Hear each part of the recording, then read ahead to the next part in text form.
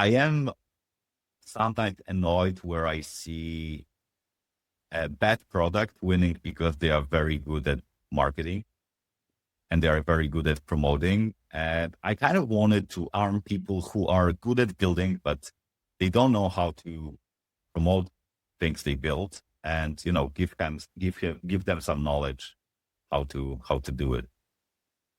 Welcome to the DevNTell podcast, where founders, hackers, and anyone in between showcase their products built on the bleeding edge of tech. GM, welcome back to the show, Mac. I'm excited to have you back here, man. Yeah. Hello, Narb, and yeah, it's been a pleasure last time, so I'm pretty sure it's gonna be fun today as well. Of course, yeah, man. Especially this particular topic that we're going to go over today, I think is going to be very, very valuable, not only to crypto startup founders, but I think founders in general, especially with how far along a lot of AI tools have come and made basically everybody a founder at heart. But before we get into all that, would you just like to give a brief introduction about yourself? Yeah. I'm Mac. Some of you might know me from Kiwi. We were guests, I think, like a year ago or something like that, where I was like a co-founder of Kiwi.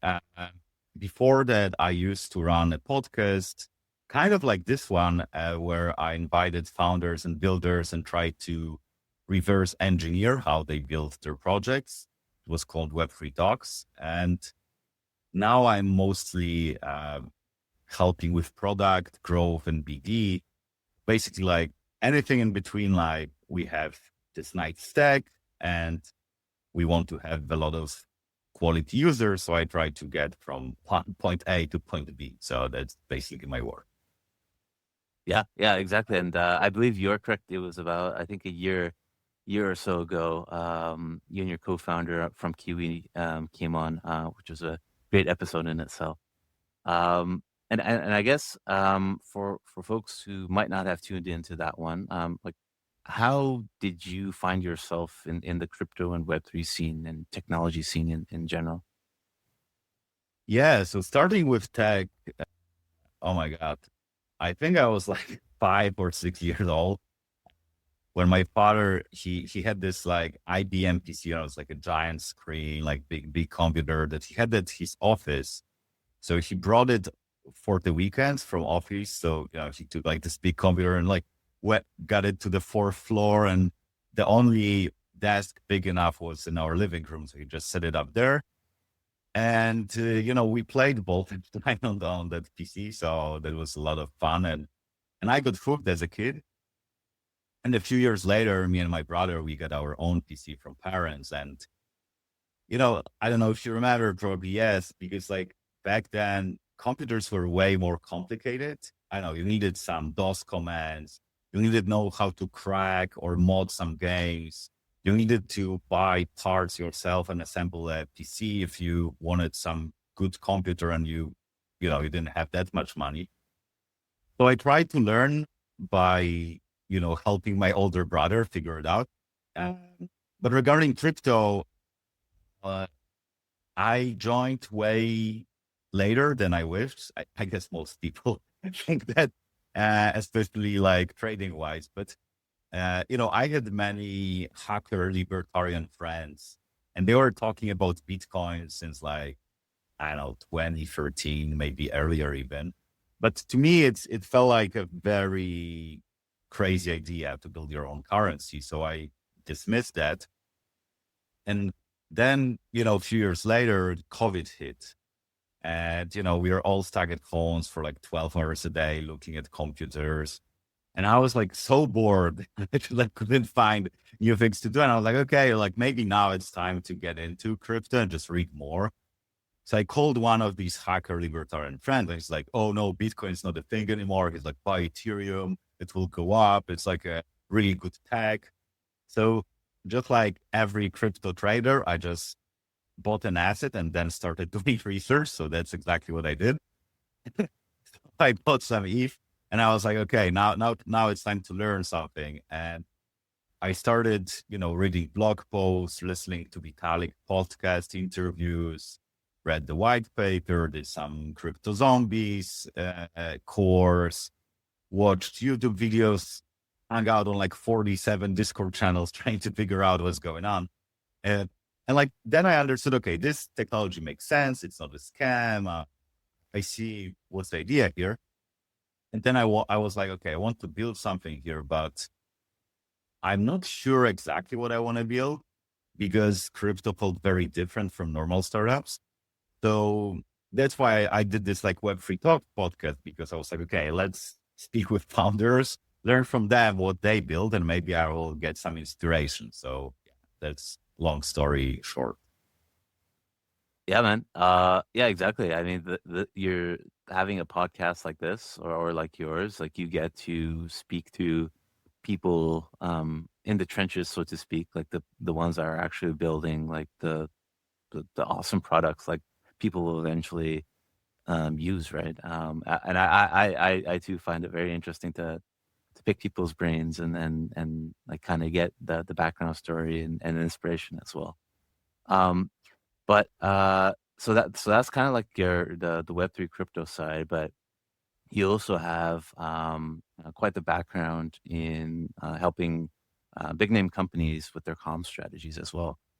Just skimming through your personal website, did you want to briefly just touch on that as well? Yeah, I think it's gonna be interesting maybe to understand where I come from. So like my whole adult career, I spent at this intersection of product growth and BD.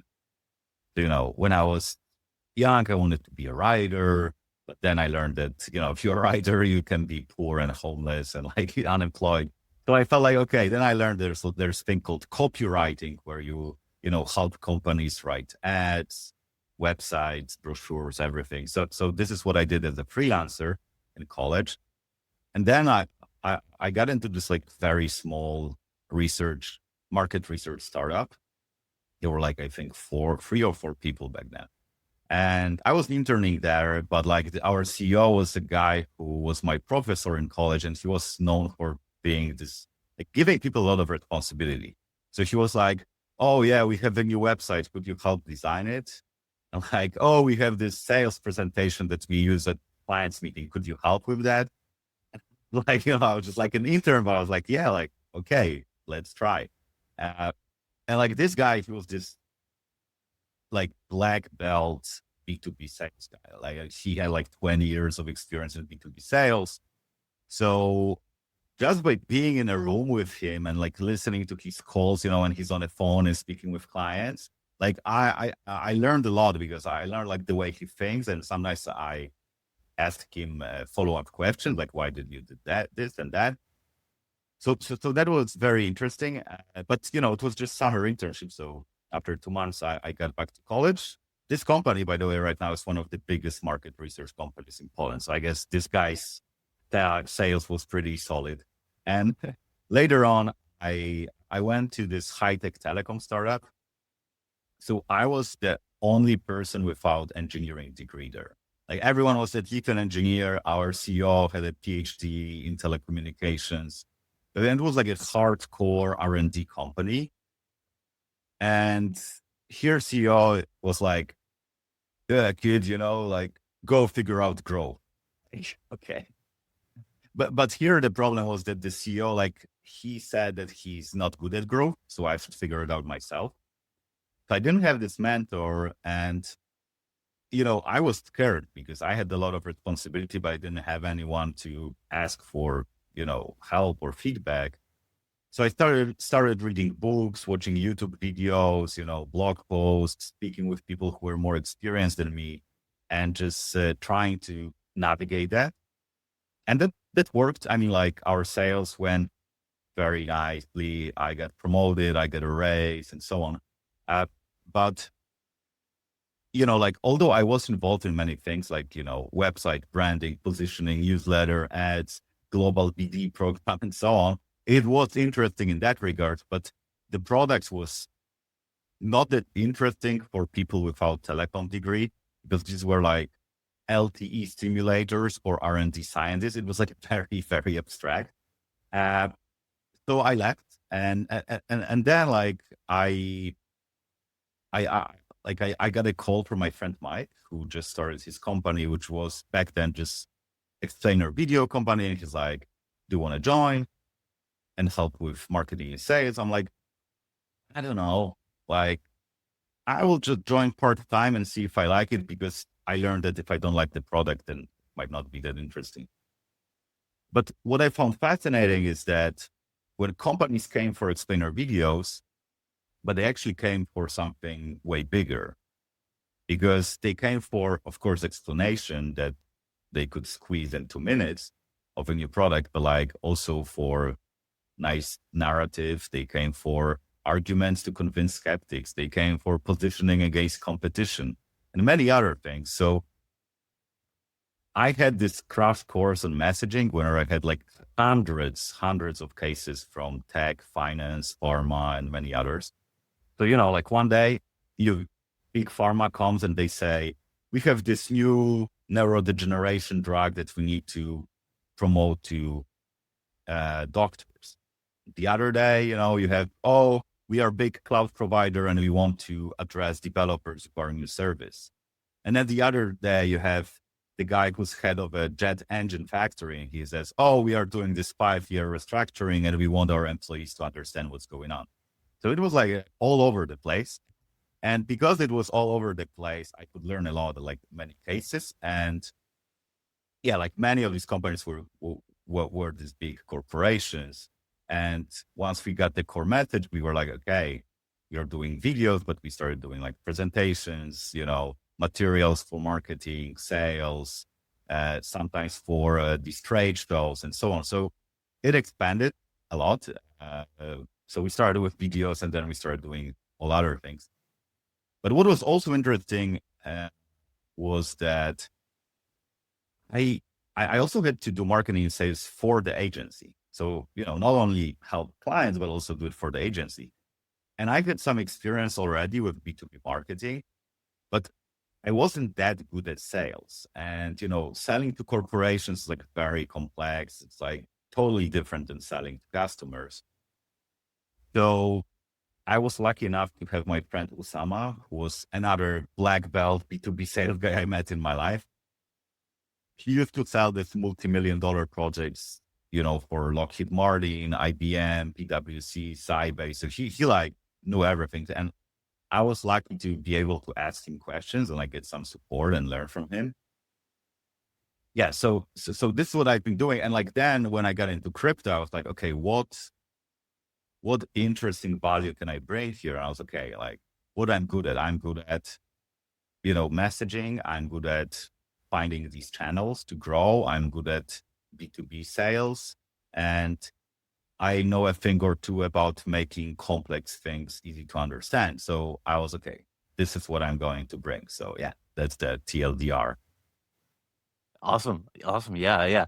I mean, that's quite a skill to have on its own, to be honest, because there's a lot of people that find that quite challenging. So, and this is a good segue because it seems like you've dumped quite a gold mine of knowledge in a recent blog post that you had, I think a week or so ago.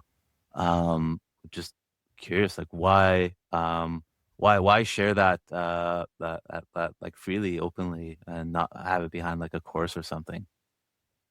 Yeah. So like basically all content I ever produced is free, because my approach is that I know, like I got a lot from this community. I mean, like Ethereum community in general, and I want to give back. And it's, I'm not as good developer. Like I can code, but I wouldn't call myself, software engineer out of my respect for this profession. But like, so this is my way of contributing. It's like a parallel of like writing open source, so probably. But here, I think there were a few reasons. Like, after I left Kiwi, I wanted to process what we did well and what we could have improved and grow. So I started writing and kind of like getting my ideas, on paper to have some distance and like see, what happened. And then I started doing office hours, which were these calls where everyone could sign up, and I got like 20 minutes for them where they could ask me any questions about product growth or BD. And I learned that many founders had this very narrow perspective on growth. They were like, oh, you just need to get viral on Twitter, or you can only do growth through BD or KOLs, whatever. And I felt, okay, maybe I will just expand this post and make it not only about Kiwi, but more about like this whole like philosophy of growth. Like, well, how can you actually do it? And since I've been running this podcast before, I had a lot of case studies in my head already, because I spoke with their founders and they told me how they got their first users. So yeah, so I use that. And also, like, philosophically speaking, I am sometimes annoyed where I see a bad product winning because they are very good at marketing and they are very good at promoting. And I kind of wanted to arm the rebels, like arm people who are good at building, but they don't know how to promote things they build, and give them some knowledge how to do it. Excellent. Yeah. And I think that's a wonderful thing that you're doing, because especially now in today's age, well, I mean, the last 4 weeks, we've seen a lot of people really hyped on a lot of AI tools like Claude that can take your idea to MVP within like hours in some cases. So um, I think this is a great point to kind of get into the meat of your blog post here. So a lot of people will find, or maybe they don't realize, that building a thing is actually the easy part, the fun part, so to speak. But it's the actual go-to-market, the user acquisition side of things that is not so fun. And you mentioned it, that you've seen a lot of success stories from your interviews on your podcast. But on the flip side, like what are some common mistakes and pitfalls a lot of perhaps first-time founders fall into with this go-to-market side? Yeah. So I think the most like there's a spectrum of these mistakes you can make. So on one side of the spectrum, there's like, you don't think about go-to-market at all. It's like build and pray, and you think that users will just come if your product is technically superior. And the reason it most of the time doesn't work is because you know that your product is better because you build it to be better, not to be worse. But other people don't. Like, they don't have the same knowledge that you have in your head. You have to find a way to educate them that your product is better. So if you don't do it, like, how would they possibly get to know your product, right? So that's one thing. And the other is, like, some people even think about go-to-market, but they think that all marketing is lying and they just don't want to do it. And, I mean, marketers kind of deserve it. Like, you have companies like Theranos where people just lie about things they offer, like FTX, right? In our business. There are also ways to distort the truth and so on, but you don't need to do it. I mean, if you build a product and you're excited about it, what will be enough, at least for the start, is just get like why you are excited about your product and just put it out there and find people who might be interested about it and just let them know. I mean, you don't need to lie. I mean, like Hayden, when he started Uniswap, he didn't lie about his app. He just shown what is possible with his protocol, with Uniswap app. And it was just like market education. It wasn't manipulation, right? So this is one type of mistake. Another one would be probably doing something, but doing it all over the place. So let's say maybe you make 2 tweets, record 1 YouTube video, send 5 DMs, and you say, no, our marketing doesn't work. But it's as if, you wrote two lines of code here, three lines there, and say like our product doesn't work. I mean, like you need to have a sprint. You need to be focused on one thing and really do it well before you actually get some results. And marketing is no different. I mean, you need to spend some time and have some framework, some methodology, a way of evaluating what works, what does not. So that would be like another type of mistake. One like crypto specific would be just like adding referrals, point, veiled, airdrop promises, and then you just lose signal and you don't know if people came for your product or they came to get a lottery ticket, basically. So it's just like, there are many ways to make mistakes here, and I guess we just touched tip of the iceberg here. Oh yeah, I mean that the last bit about airdrop farmers and points and potential airdrops, that's a whole podcast on its own, or maybe a series, to be honest. But kind of coming back to the blog, so I've read it. It's very well written.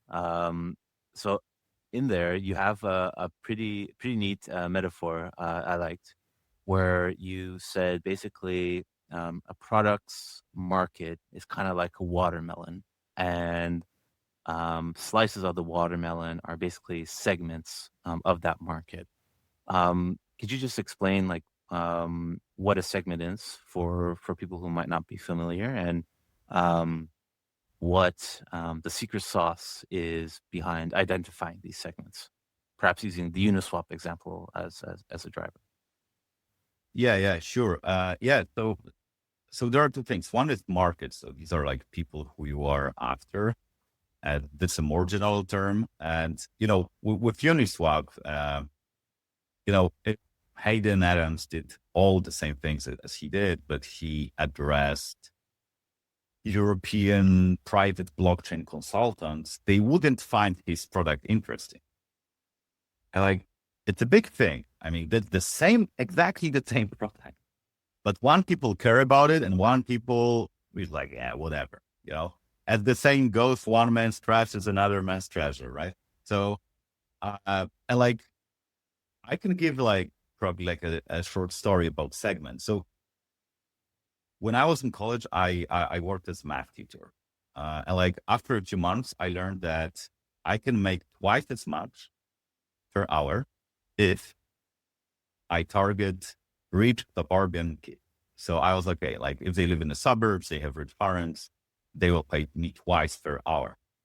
And the reason they could pay me twice per hour was like, first of all, they had more money, of course, disposable income, as we call it. Secondly, their pay was really big because many of these people were, like executives, company owners, very successful people. And when they saw their really talented kids not doing well, they were like, their soul was crushing. So they were like, I will pay whatever to fix that mistake. So these are two, things about good market, like good budget and also users that have big pain. And the third thing about good market there was, because I studied psychology back then, I had this different angle because I said, listen, like your kid is intelligent. It's not about they are not smart enough for math. They are just not motivated enough. They don't understand why should they learn how to calculate when they have calculator in their pocket. So my selling point was this, and like that's the other specific of great market, where you have this like your own angle, your own way of getting into that market. So speaking of, so that's the market, and speaking of segments, good segment is people who have the same problem in the same environment, in the same context. They hang out in one place and they also speak with each other. And with these parents, like the thing was that because they spoke with each other, they were like, oh, Alice has straight A's, and the other parents say, oh, how did she get straight A's? I thought she's like a B student. And he was like, oh yeah, we have this tutor named Meg and he's very good. So like, that's how I got my calendar full and I was financially dependent in college because I got like this segment really, really, well. And yeah, so that's like a short story on segment. And of course, in crypto, you could find a way to, get some ideas from my story. And most of the time, these segments are either like geographical, like, crypto traders in Singapore, or it's like a vertical. So, all DAO asset managers with over 1 million assets under management, or maybe just about social clusters. So people hanging out on these like 7 Discord channels. So yeah. Yeah, well said, well said. And I guess when people are trying to identify these segments, like I guess there isn't. I don't know. Maybe there is. Is there kind of like a one size fits all on how niche or wide these segments can go? I mean, you kind of touched on it a little briefly about like crypto traders in Singapore versus like all DAOs targeting all DAOs treasuries. Like I guess it depends on the product, correct? Yeah, it depends on the product, and it also depends on the direction you go. So generally speaking, finding a good niche is very good if you can then escape this niche and get to another niche and another and another. If you do crypto traders in Singapore, and then you can go crypto traders in Hong Kong, maybe crypto traders in Seoul, that's fine. But if you go to a niche that's too small by definition, because there's maybe, 500 people on Earth. Let's say your niche is like Solidity compiler devs. Like how many people are there? Like 10 in the world? I don't know, maybe 100. Like probably, right? So can you make a business by selling your product to 100 people? Maybe, if they pay you a lot of money. But if they not, then like that's just too small niche to make a sustainable product. So you need to be wary of that. Yeah, exactly. I mean, it's like unless you charge exorbitant amount of money, I don't know how you can stay in business quite a while.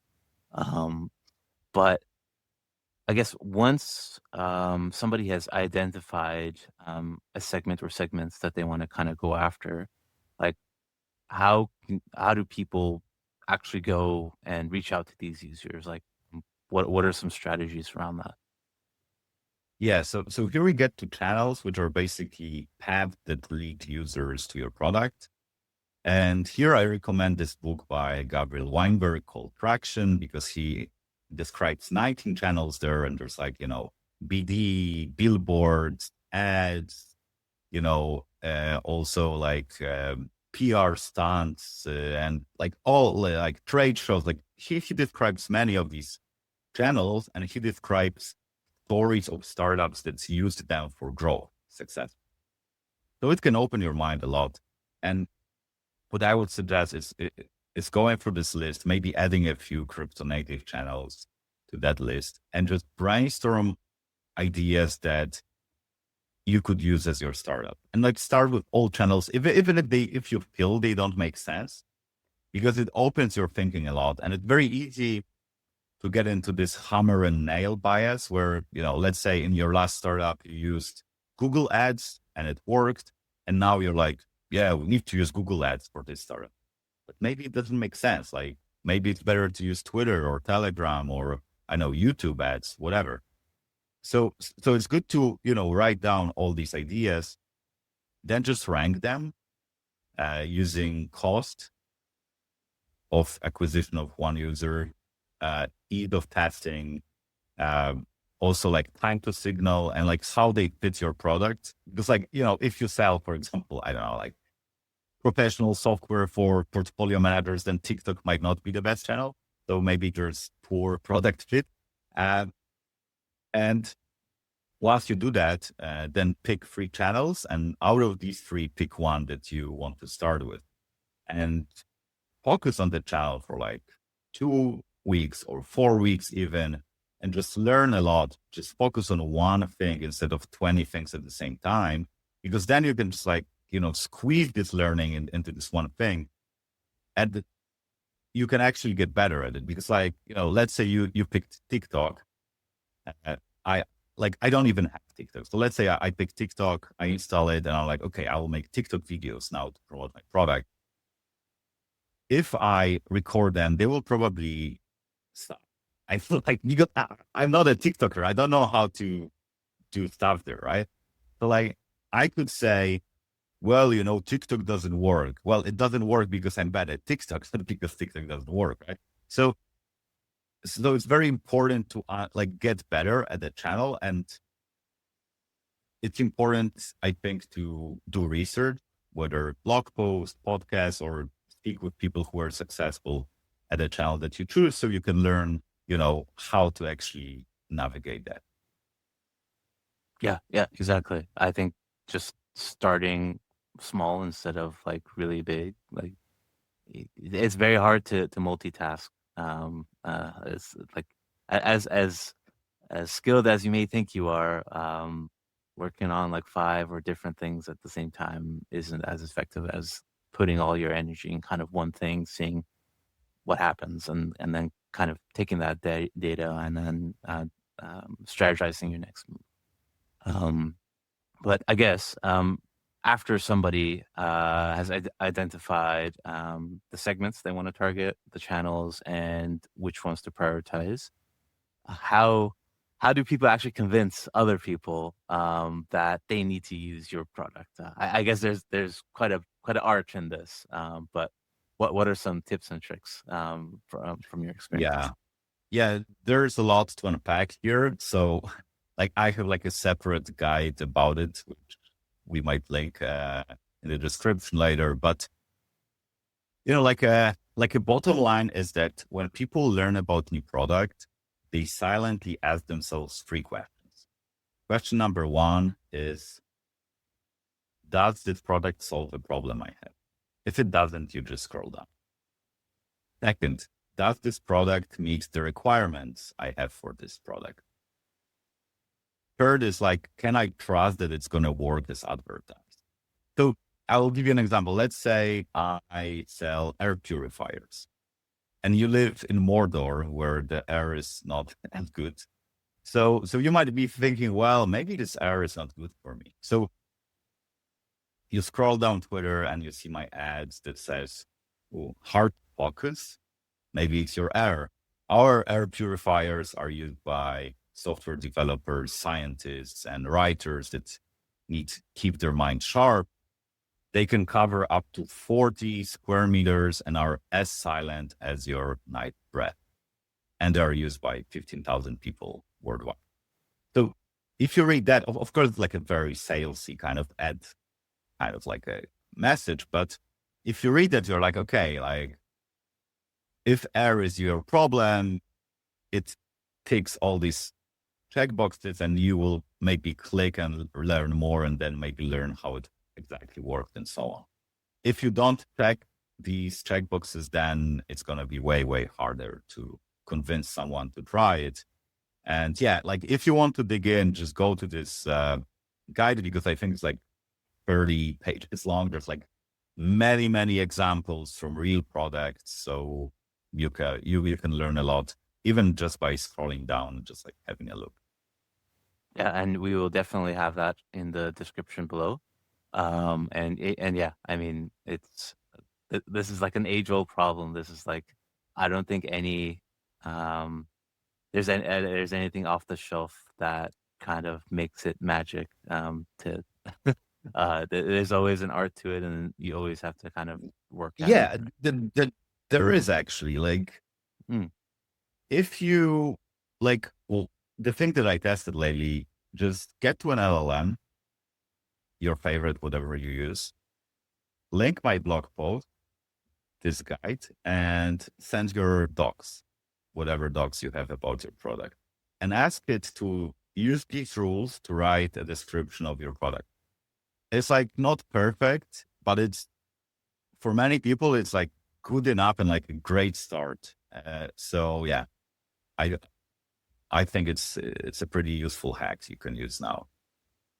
Great suggestion. Yeah. Why not? We're living in the age of AI, so definitely. Yeah. I know I'll probably try it after our session today. But I guess as we're kind of closing in on time, I just want to get a couple more, pick your brain on a couple more things here. So people, so let's say they've identified their segments, their channels, they know how to sell their product. Inevitably, and I know probably a lot of first-time founders kind of go through this, is a lot of people will say, will tell you no, you'll get ignored. And there's this real like human emotional part to all of this as well. Like, um, what would you what advice would you give to people who are kind of going through that or will go through that in their first round of building a product and trying to sell it? Yeah, it is hard also to second time and third time, fourth time founders. It's just like hard. But like the hard part is, when you start, you have a lot of ideas. You're like, oh, this channel will work. Like it will grow like crazy. And then you do it and it doesn't work. And you're like, oh my God, like, am I like stupid? Like, why did I even came up with this idea? So then you come up with a second idea and third and fourth, and none of them work. And like, it's easy to get depressed. But I think what helps me at least were like two kind of like frameworks I have in my mind. So first is understanding the game you're playing. So figuring out growth for early stage startup is one of the hardest things on earth that you can do. If it was easy, everyone would do it, right? Like only few startups per year actually succeed in our space. So it is super hard. So, if let's say I have we are on a basketball court and I have a ball. If I was under the basket and I asked you like, what's my chance of scoring a point? It's probably maybe 90%.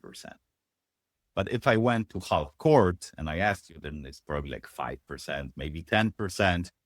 If I'm, Steve Curry, maybe it's like 20, 30%.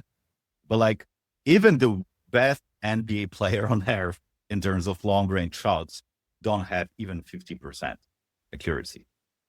And it's the same here. It's just like a very hard game, and you need to understand that you shouldn't expect it to work at the first try. If it works, congrats, like you won a lottery and like you had a great intuition. But like typically you just need to have more time. And it's kind of the same with product. It's not like the first idea you have for a feature is a killer feature that brings you crazy revenue, right? It's just like you need to probably test a lot of things. So that's one mindset. The other mindset is thinking of yourself as this R&D scientist. So, you make experiment and it doesn't work. You make another, it doesn't work. But then you're like, okay, here it didn't work at all. Here it worked a little bit. Here it kind of worked. So you use this information to update your mental model, and then you make a better hypothesis next time. And maybe eventually you will figure out the way to change lead into gold or like whatever you're working on. So yeah, that's what I would advise. And I would also advise to start working on distribution as fast as possible. Probably you're already too late. I mean, like you should like the best way to do this distribution is to do it before you even build any product. Because you get like, it can be very simple. You can make a group chat for people that experience the problem that you want to solve with your product and just get feedback from them, ask them, what could you improve?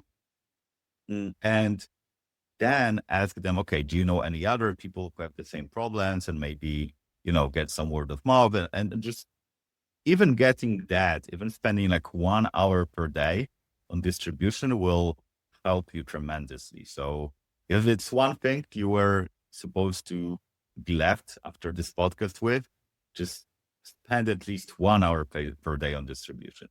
Really, trust me, it's going to help. Oh, there you go, folks. You heard it here. And it might be counterintuitive to some of the more engineer focused audience members here, but I think what you said is like spot on, because you're basically kind of sort of making a mini community when you do such things, and you're getting signal of what people actually want, what people's actual pain points are, versus you just going with your assumptions that, oh yeah, like I built this like technically superior thing. I think it's really cool, but it might not necessarily hit with um, the everyone else. And I guess on that point, like you mentioned it early in the podcast, but um, for people who do make a technically superior product, but end up losing to somebody who might have made as great a product but had better marketing, like what would your advice be to those types of folks? Well, you need to accept this hard truth that it's not that technically superior products win. Uh, Products that win are products that become these default. So, if I asked you about the computer, maybe you would recommend me a MacBook, maybe you would recommend me some gaming PC, whatever. But like, it's not that you made a spreadsheet of all computers on Earth ever created, unless you're like a huge, computer geek.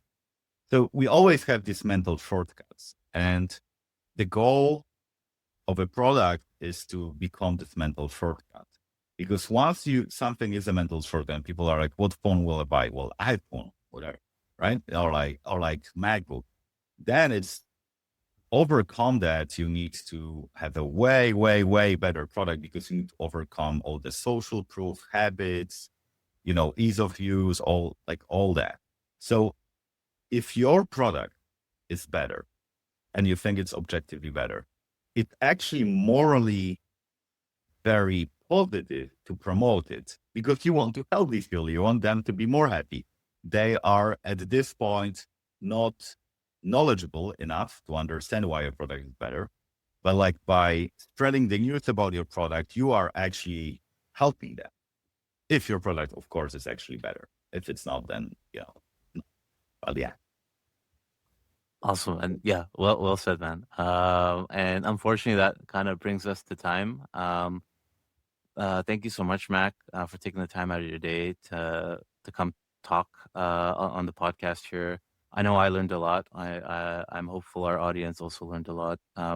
For people who want to follow along with all the great work that you're doing, what's the best way for them to follow along? I think going to my website, it's macbudkowski.com, just my name, .com. And there are links to, my blog, Twitter, like everything that you might be interested in. And that will all be linked in the description below. So definitely give Mac a follow. From what you heard and saw today, I don't know why you wouldn't. So definitely get on that. And with that, just want to wish everybody a happy Wednesday, happy rest of the week. And we'll catch you back here next for another great episode of DevNTell. Till then, have a good one, folks. Yeah, cheers. Thanks a lot. Goodbye. See ya. If you enjoyed this episode of DevNTell, be sure to subscribe to never miss an episode. Till the next one, cheers.